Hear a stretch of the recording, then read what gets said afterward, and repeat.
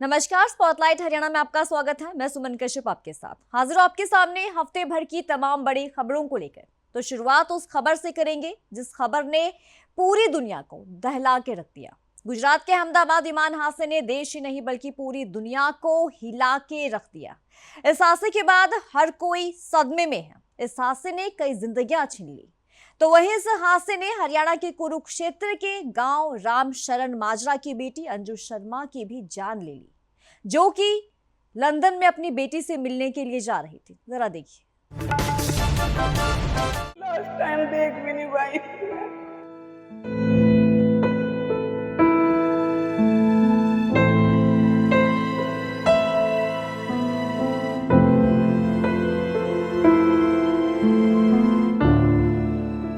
अहमदाबाद विमान हादसे में हरियाणा के कुरुक्षेत्र जिले की एक बेटी अंजू शर्मा की भी दर्दनाक मौत हो गई। अंजू मूल रूप से बाबेन कस्बे के गांव रामशरण माजरा की रहने वाली थी और वर्तमान में वो अपने परिवार के साथ बड़ोदरा में रह रही थी। वो अपनी बड़ी बेटी निम्मी शर्मा से मिलने के लिए लंदन जा रही थी। हादसे के बाद उनके पैतृक गांव रामशरण माजरा में मातम छाया हुआ है।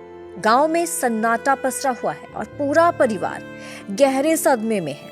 अंजू शर्मा की पहचान उनकी छोटी बेटी के डीएनए के आधार पर की गई, जिनका सैंपल बड़ोदरा में लिया गया था। सबसे दुखद पहलू तो ये है कि अंजू के माता पिता को अब तक इस हादसे की कोई भी जानकारी नहीं दी गई है। उनके पिता जगदीश भारतीय सेना से सेवानिवृत्त हैं और ब्रेन हेमरेज के कारण बिस्तर पर हैं, जबकि उनकी मां भी गंभीर रूप से बीमार है। परिवार में फिलहाल अंजू के चाचा, बहन और जीजा शोक संवेदना व्यक्त करने वालों से मिल रहे हैं। तो अंजू शर्मा के परिजनों ने क्या कुछ कहा, चलिए आपको वो भी सुनाते हैं। परिवार पे तो वज्रपात हो गया, सारे परिवार तहस नहस हो गया। सब कुछ उनके कंधों पे था घर का। इस घर के बड़े बेटे लगा लो, परिवार के मुखिया लगा लो यहाँ पे, क्योंकि जो मेरे सास ससुर है वो तो पहले ही तकलीफ में है। मेरे फादर इन लॉ है, ब्रेन हेमरेज हुआ है, उठ ही नहीं सकते बिस्तर से। मदर हार्ट के पेशेंट हैं मेरे ला जो मेरे हैं, तो उनको तो अभी बताया भी नहीं है, ना बताने की पोजीशन है कि कैसे बताएं, कि वो उनको ये सदमा बर्दाश्त नहीं कर पाएंगे। वो लोग बस दुखों का पहाड़ टूट गया जी परिवार पे। मेरी माँ चली गई, मम्मी और डैडी तो दोनों बैठे बैठे जो भी था उससे दीदी से सब कुछ वो चले गए। नहीं, वो दोनों उनको नहीं बता सकते बिल्कुल भी कुछ भी। वो चले जाएंगे, एक माँ चली गई, दोनों ये भी चले जाएंगे। नहीं बता सकते उनको कुछ भी। मेरी सबसे बड़ी दीदी है वो। नहीं, हम 8 बहने हैं। 8 बहने हैं, वो सबसे बड़े वाले दीदी तो मेरे। कब से रह रहे थे वो तो शादी के बाद 30 साल हो गए उनको वहीं पे रहते हुए। तो कोई कॉल वगैरह भी करी थी जांच में? मेरी दीदी ने कॉल करी थी, पहले वीडियो ग्रुप कॉल करी उन्होंने, मैंने तब भी नहीं उठाई। फिर दोबारा मेरे को अकेली वो करी, मैंने फिर भी नहीं उठाई। मैं काम में थी। लास्ट टाइम देख भी नहीं पाई अपनी बहन। उन्होंने फ्लाइट में बैठ के कॉल करी थी, मैंने देखो भी नहीं। तो अहमदाबाद विमान हादसे ने चरखी दादरी के लोगों की वो यादें तरोताजा कर दी है, जिस हादसे ने लोगों की रूह कंपा के रख दी थी। जी हाँ, हम बात कर रहे हैं उस विमान हादसे की जो आज से 27 साल पहले हुआ था। 12 नवंबर 1996 को चरखी दादरी में सऊदी अरब विमान और कजाकिस्तान एयरलाइंस क्रैश हुए थे और 349 लोग अकाल मौत का शिकार हो गए थे।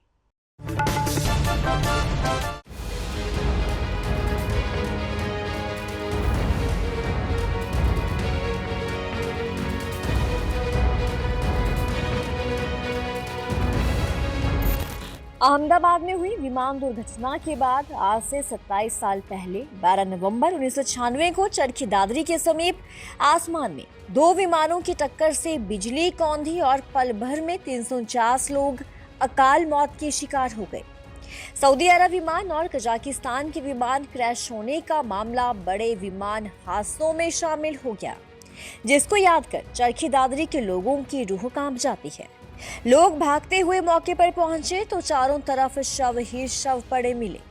विमान हादसे का वो मंजर याद कर दादरी वासी आज भी सिहर उठते हैं। आपको बता दें कि 12 नवंबर 1996 की उस शाम को लोग आज भी याद कर कांप उठते हैं। दरअसल चरखी दादरी से 5 किलोमीटर दूर गांव टिकान कला और खेड़ी सनसनवाल के समीप सऊदी अरब का मालवाहक विमान और कजाकिस्तान एयरलाइंस का यात्री विमान टकरा गए थे। ये टक्कर इतनी जबरदस्त थी कि हादसे के साथ ही आसमान में बिजली सी कौंधी और दोनों विमानों में सवार 349 लोगों की जिंदगियां पल भर में ही आग के शोलों में समा गई। यहाँ के निवासी उस दिन को याद कर बताते हैं कि किस्सा जाड़े के मौसम का था। उस दिन आसमान साफ भी था। सायं करीब 7 बजे अचानक उनके आसपास खेतों में आग के गोले बरसने लगे। लोग घबराकर घरों से भागे। ग्रामीण आशंका से भर गए कि आखिरकार ये हुआ क्या। लेकिन तभी खेतों की ओर से कुछ ग्रामीण बदहवास दौड़ते हुए दिखाई दिए। ये एक भीषण विमान हादसा था जिसके बाद दुनिया भर में, देश में सनसनी फैल गई। हादसे के बाद उनके खेतों की जमीन बंजर हो गई और करीब 10 किलोमीटर के दायरे में दोनों विमानों के अवशेष और लाशें बिखर गई। तो प्रत्यक्षदर्शी ने क्या कुछ कहा, चलिए आपको ये भी सुना देते हैं। जो उस दिन जो हादसे देखे वो हमारे प्रधानमंत्री जी आए थे, हवाई जहाज से सर्वे किया था। मुख्यमंत्री बंसीलाल था, उनके साथ वो आए थे। 3 दिनों साथ बिहार से हो जाए सर्वे किया। सर्वे के बाद यहाँ से भिवानी चले। भिवानी से आधे घंटे के बाद यहाँ दादरी के अंदर उन्होंने मंदिर देख मौका देखा। मौका मुआयना करके वो चले गए थे। और मिलिट्री हमारे यहाँ के देख के वहाँ बहुत ही ज़्यादा बच्चे आ गए थे। उसके अंदर कुछ मुसलमान से जल गए थे। उनके यहाँ डेड बॉडियों को दाग दिया गया, फिर हिंदुओं को अलग दिया गया शमशान घाट के अंदर मंडी वाले में। और यहाँ से लाशों को दफनाया गया था। तो दफना गया। हिसार हवाई अड्डे से हिसार चंडीगढ़ हवाई सेवा शुरू हो गई है, जिसका उद्घाटन मुख्यमंत्री नायब सिंह सैनी ने किया है। मुख्यमंत्री ने हिसार से चंडीगढ़ के लिए हवाई जहाज से यात्रा भी की, तो सुरक्षा के पुख्ता इंतजाम किए गए थे। तो क्या कुछ खास रहा, देखेंगे रिपोर्ट।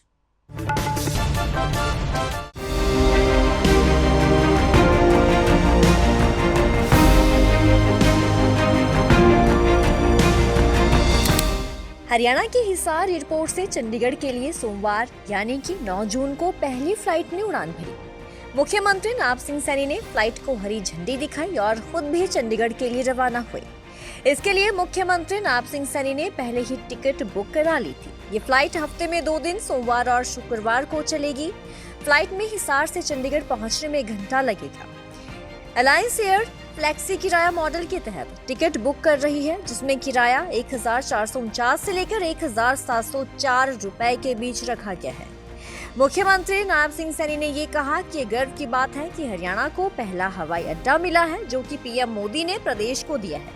मोदी सरकार के 11 वर्ष गौरवशाली रहे हैं और इन 11 सालों को उत्सव के रूप में मनाया जा रहा है। आज हम सब के लिए बड़ी खुशी और गर्व की बात भी है कि आज हिसार हवाई अड्डे से, महाराजा अग्रसेन हवाई अड्डे से शहीद भगत सिंह हवाई अड्डा चंडीगढ़ तक ये सुविधा जुड़ेगा। और यहाँ से हवाई सेवाएं, लोगों को ये सुविधाएं महाराजा अग्रसेन हवाई अड्डे हिसार से शहीद भगत सिंह हवाई अड्डा चंडीगढ़ तक ये सुविधाएं मिल रही हैं। आज इस फ्लाइट का शुभारंभ हो रहा है। इसके लिए मैं पुनः हिसार के लोगों का और हिसार के तमाम जो इस एयरपोर्ट का उपयोग करेंगे, उन सब का बहुत बहुत बधाई और शुभकामनाएं देता हूं। और इसी कड़ी में आने वाले समय में चाहे हिसार महाराजा अग्रसेन हवाई अड्डे से जयपुर हवाई अड्डा और चाहे महाराजा अग्रसेन हवाई अड्डे से अहमदाबाद हवाई अड्डा और महाराजा अग्रसेन हवाई अड्डा हिसार से जम्मू हवाई अड्डे को जोड़ने का, जम्मू को जोड़ने का काम इस हवाई अड्डे से होगा।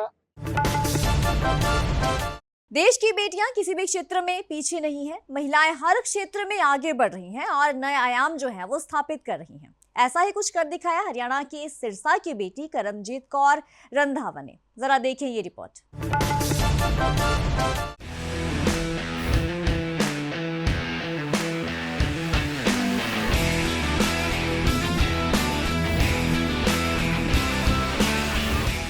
आज के आधुनिक युग में बेटियां किसी से कम नहीं, फिर चाहे वो कोई भी क्षेत्र हो।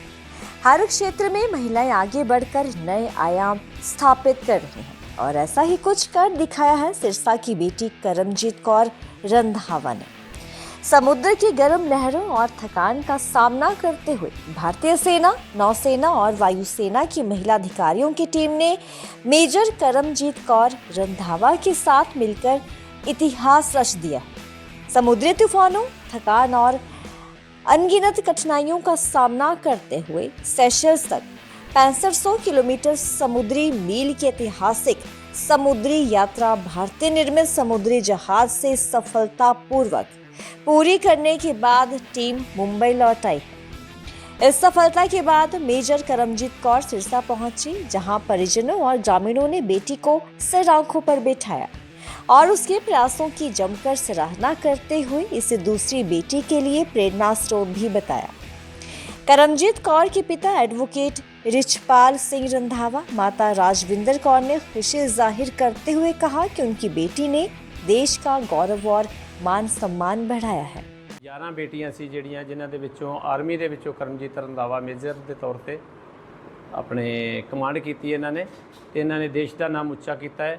ਦੇਸ਼ ਦਾ ਆਰਮੀ ਦਾ ਨਾਮ ਉੱਚਾ ਕਰਦਿਆਂ ਹੋਇਆਂ ਸਾਰੇ ਵਰਲਡ ਦਾ ਰਿਕਾਰਡ ਬਣਾਇਆ ਇਹਨਾਂ ਨੇ ਔਰ ਇਹਨਾਂ ਨੇ ਇਸ ਉਪਲਬਧੀ ਤੇ ਹਿੰਦੁਸਤਾਨ ਦੇ ਵਿੱਚ ਹਿੰਦੁਸਤਾਨ ਦਾ ਨਾਮ ਉੱਚਾ ਹੁੰਦਿਆਂ ਹੋਇਆਂ ਪੰਜਾਬ ਦਾ, ਹਰਿਆਣੇ ਦਾ ਔਰ ਸਿਰਸਾ ਸਾਡਾ ਜਿਹੜਾ ਹੈ ਇੱਥੋਂ ਦੀ ਇਹ ਬੱਚੀ ਹੈ, ਕੰਗਣਪੁਰ ਪਿੰਡ ਹੈ ਸਾਡਾ ਔਰ ਇਹਨੇ ਸਾਰੇ ਪਿੰਡ ਦਾ ਵੀ ਨਾਮ ਰੋਸ਼ਨ ਕੀਤਾ, ਸਿਰਸਾ ਦਾ ਨਾਮ ਰੋਸ਼ਨ ਕੀਤਾ ਹੈ।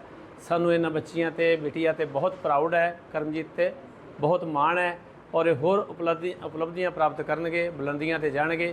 ਇਹਨਾਂ ਨੇ ਦੇਸ਼ ਦੇ ਵਿੱਚ, ਵਰਲਡ ਦੇ ਵਿੱਚ ਆਪਣਾ ਨਾਮ ਰੋਸ਼ਨ ਕਰਕੇ ਇੰਡੀਅਨ ਆਰਮੀ ਦਾ ਨਾਮ ਬਹੁਤ ਉੱਚਾ ਕੀਤਾ ਹੈ। ਐਸਾ ਰਿਕਾਰਡ ਤਿਆਰ ਕੀਤਾ ਹੈ ਕਿ ਜਿਹੜਾ ਸਾਰੇ ਦੇਸ਼ਾਂ ਤੋਂ ਉੱਚਾ ਹੈ। ਸਾਨੂੰ ਬਹੁਤ ਮਾਣ ਹੈ ਇਹਨਾਂ ਬੱਚੀਆਂ ਤੇ, ਆਪਣੀ ਬੇਟੀ ਤੇ ਬਹੁਤ ਮਾਣ ਹੈ। ਮੈਨੂੰ ਮੇਰੀ ਬੇਟੀ ਤੇ ਬਹੁਤ ਗਰਵ ਹੈ। ਮਾਲਕ ਘਰ ਘਰ ਇਹੋ ਜਿਹੀਆਂ ਬੇਟੀਆਂ ਸਭ ਨੂੰ ਦੇਵੇ। ਬਹੁਤ ਪ੍ਰਾਊਡ ਹੈ, ਮਾਣ ਹੈ ਸਾਨੂੰ ਸਾਡੀ ਬੇਟੀ ਤੇ कि बेटी के पीछे ਅਸੀਂ बहुत ऊंचे अत्ते गए हैं। सिरसा का नाम रोशन किया है मेरी बेटी ने, हरियाणा का नाम रोशन किया है। क्या कहेंगे, कितनी खुशी है? बहुत खुशी है हमारे को, बहुत खुशी। हमने सोचा भी नहीं था कि हम यहाँ पहुँचेंगे जहाँ पर मेरी बेटी ने पहुँचाया है। हमारा भगवान चाहे घर घर सभी को ऐसी बेटियाँ दे, पढ़ लिख कर महान बने। मेजर करमजीत कौर रंधावा ने कहा कि उनका शुरू से ही लक्ष्य था कि वो सेना में जाएं और कई टेस्ट दिए, आखिरकार मेहनत रंग लाई और 2015 में चयन फौज में हो गया। वो अभी मुंबई में कार्यरत हैं। उन्होंने कहा कि 7 अप्रैल को मुंबई से इस अभियान को हरी झंडी दिखाकर रवाना किया गया था। ये यात्रा एक हमारे लिए तैयारी थी। हम एक बड़े मिशन की तैयारी कर रहे हैं जो कि है दुनिया का सरकम नेविगेशन करना, पूरी दुनिया में यात्रा करना उसी बोट पे, जिससे कि हम एक सदर्न ओशन होता है, पैसिफिक ओशन होता है, बहुत सारे समुद्र है, बहुत सारे समुद्र के भाग है जो बहुत ही कठिन है जिनसे गुजरना। एक आप कह लीजिए मोटर बोट या इंजन की बोट पे गुजरना भी बहुत कठिन है। उसके ऊपर से इस छोटी बोट में जो सिर्फ हवा के सहारे चलती है उसमें जाना उसमें और भी ज़्यादा कठिन है। तो उसकी तैयारी करने के लिए ये हमारा एक जो था उससे पहले का एक एक्सपीडिशन था कि हम अपने आप को देखें कि क्या हम उसके लिए तैयार हैं, क्या हमारी बोट उसके लिए तैयार है। ये हम एक जो बोट है हमारी वो इंडिया में बनाई गई बोट है और उसी में हम ये तैयारी कर रहे थे। हम ये तैयारी पिछले 2 साल से कर रहे थे और हमारा जो सिलेक्शन है वो पूरी तीनों सर्विसेज के बीच में, यानी कि थल सेना, वायुसेना, नौसेना के सभी अधिकारियों में को लेटर दिया गया था कि क्या आप ये करना चाहते हैं। उसमें से सबने वॉलंटियर किया। लगभग 45 अधिकारी आए थे इसमें पार्टिसिपेट करने के लिए, जिसमें से इन्होंने 11 अधिकारियों को चयन किया गया, जिसमें कि जो 4 वायुसेना के अधिकारी हैं, एक नौसेना के अधिकारी हैं और एक जो बाकी 6 अधिकारी हैं वो थल सेना के हैं। मैं भी उन्हीं का एक पार्ट हूँ। पानी अनमोल है, पानी का कोई भी मोल नहीं है, लेकिन पानी जितना जिंदगी के लिए जरूरी है उतना ही शादी के लिए भी जरूरी है। जी हाँ, बिल्कुल सही सुन रहे हैं आप जींद में एक ऐसे गांव के बारे में नहीं जानते होंगे जहां पानी की किल्लत के चलते युवाओं की शादी नहीं हो पा रही है। तो पानी की कमी के चलते क्या कुछ परेशानियां लोगों को देखनी पड़ रही हैं, इसके बारे में आपको बताएंगे, जरा देखिए।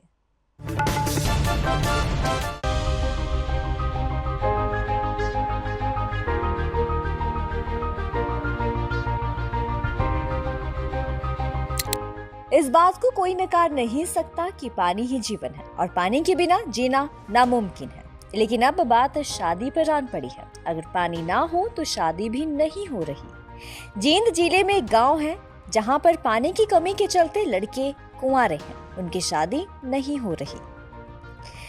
आपको बता दें कि जींद जिले के 8 से 10 हजार आबादी वाले गांव रधाना में युवाओं की शादी का अकाल पड़ा हुआ है। गांव में पीने के पानी का कोई भी ठोस समाधान नहीं है। गांव के लोगों को पानी के लिए एक जगह से दूसरी जगह भटकना पड़ रहा है, लेकिन पीने का पानी बहुत कम है। गांव के लोगों ने तालाब के पास अस्थायी रूप से पीने के पानी के लिए टंकियां बनाई हुई हैं, लेकिन आसपास के और भी कई गांव के लोग पीने के पानी के लिए उसी जगह पर इकट्ठा होते हैं। ऐसे में पानी पर बड़ी नौबत आन पड़ी है।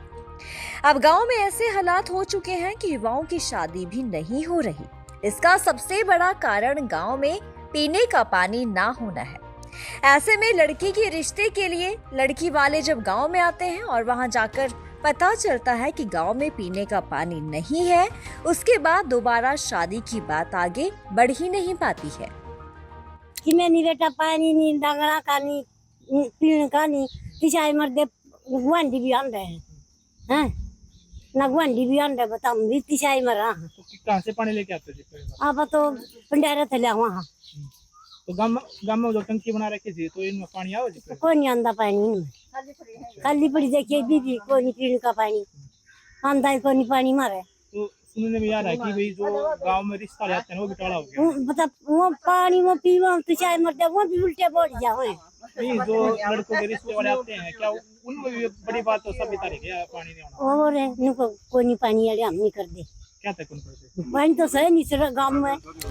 गांव वाले पानी की समस्या से परेशान हैं। पीने के पानी के साथ पशुओं के लिए भी तालाबों में साफ पानी नहीं है। दोनों ही समस्याओं से प्रशासन को अवगत भी करवाया जा चुका है, लेकिन प्रशासन के द्वारा कोई भी ठोस कार्रवाई अमल में नहीं लाई जा रही। ऐसे में गांव वालों का ये कहना है कि अगर आगामी दिनों में यही हालात रहे तो गांव के लोग पलायन करने पर मजबूर हो जाएंगे। हालांकि अभी कुछ परिवार पानी की समस्या के चलते गाँव से पलायन कर भी चुके हैं। तो कहीं ना कहीं जो लड़के सब जगह अड़चन, 100 में से 20-25 लड़के कुंवारे रह रहे हैं। बिल्कुल तो काफी बड़ी समस्या है। बहुत ज्यादा समस्या पानी की। पानी आंदा नहीं, रोज पाए हैं डंगर बालक बहुत परेशान हो रहे हैं, बहुत बड़े हैं ना। हमारे बालक ने कदे पराठा काम पड़ा, इसमें कोई सगाई आंदा नहीं, बच्चे ने कदे नहीं जाते। एक तो नहीं बता ब्याह जा मैं को क्या के पता लग गया है, बच्चे ने कदे नहीं जा नहीं सोचा भी हमारा घर बसेगा है। तो पानी की समस्या बड़ी बता रहे हैं। और पानी की समस्या से नहीं भरा है थोड़ी कोई ना कि तो पानी रास्ता क्या काम है?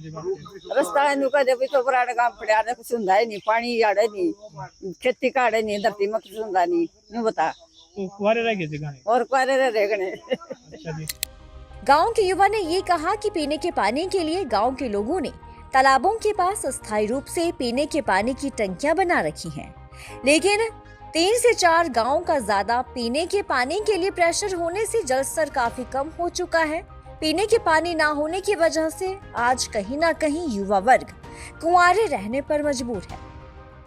गांव में पीने का पानी, जानवरों के लिए पानी, कुओं में तालाबों में पानी है ही नहीं, न तो नहरों में पानी आता, वो भी सबसे बड़ी समस्या गाँव में। और पीने के पानी की ये टंकियाँ हैं और गर्मी ज्यादा होने की वजह से कभी मोटर जल गई, कभी डोरी जल गई, तो समस्या भी सही तरीके से नहीं चल पा रहे। कभी आंधी आ गई, कभी तूफान आ गया, वो भी अब तक ठीक ही नहीं हुई लाइट। तो जो तालाबों में है, तालाबों में गांव का गंदा पानी आ जाता है, बहुत परेशानी चल रही है गांव में। और अब की बार तो टेम्परेचर 45 डिग्री तक पहुंच रहा है, बच्चे बूढ़े घर से बाहर ही नहीं निकल पा रहे। अब की बार गर्मी से बुरा हाल है। अगर यही ऐसे ही पानी की समस्या चलती रही तो गांव खाली होने लग जाएगा, लोग यहाँ से प्लान करने लग जाएंगे। पानी की समस्या से बोले। पानी की समस्या बहुत ज्यादा समस्या पानी की।